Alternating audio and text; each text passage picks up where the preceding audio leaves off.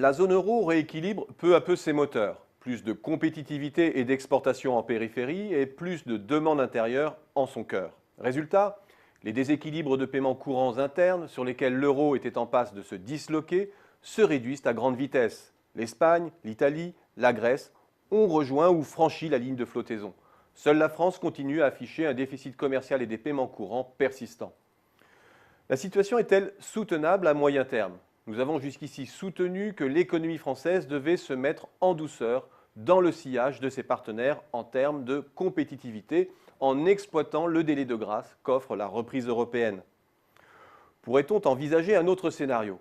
Après tout, la France ne pourrait-elle pas demeurer un havre de surconsommation et de déficit courant dans une Europe globalement excédentaire et avec en arrière-plan une banque centrale qui a restauré sa crédibilité en tant qu'assureur en dernier ressort? Est-ce au fond si grave de naviguer à 2-3% de déficit courant dans une zone globalement compétitive et réassurée?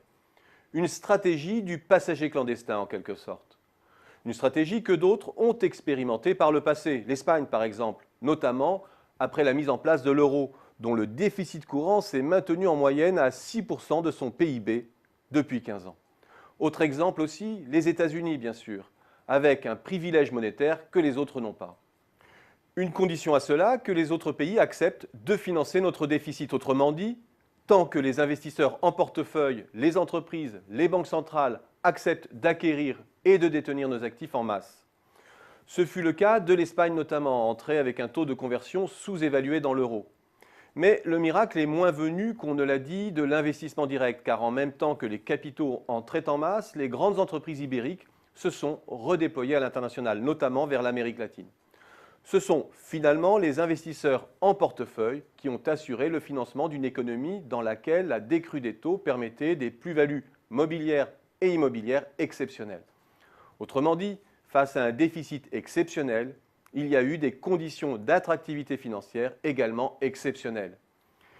Et quoi qu'il en soit, une réalité comptable irréductible. Il n'y a pas de déficit externe sans endettement cumulatif des agents économiques nationaux, privés et publics. Revenons maintenant à la France, car jusqu'ici, ce qui faisait la force de l'économie française, c'était son faible niveau d'endettement national. En arrière-plan de cela, un équilibre ou un excédent structurel de ses paiements courants. Alors certes, l'État est abonné au déficit depuis plus de 20 ans, mais ménages comme entreprises, on peut abuser du crédit. C'est cette solidité d'ensemble qui a protégé la note souveraine de l'Hexagone sur les marchés internationaux. Et c'est cette solidité d'ensemble qui pourrait potentiellement aujourd'hui créer des marges de manœuvre pour un financement externe accru et asseoir les bases d'une clandestinité française en Europe. Pour cela, il faut un État qui continue à s'endetter massivement et dont les titres souverains sont appelés en masse dans les portefeuilles étrangers.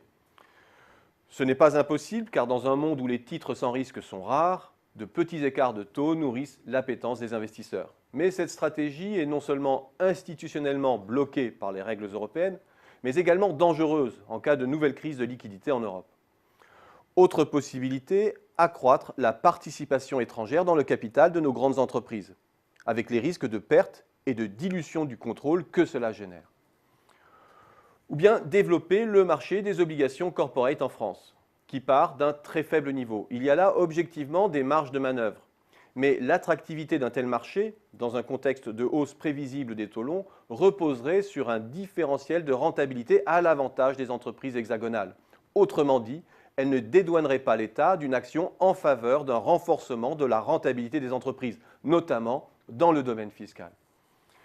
Reste une dernière stratégie, celle d'organiser sciemment une bulle immobilière en France en attirant liquidités, touristes et inactifs sur le territoire. Une ambition floridienne pour la France, difficilement défendable. La clandestinité a finalement un coût, celui de la perte de nos ambitions productives. Autant revenir alors à nos fondamentaux.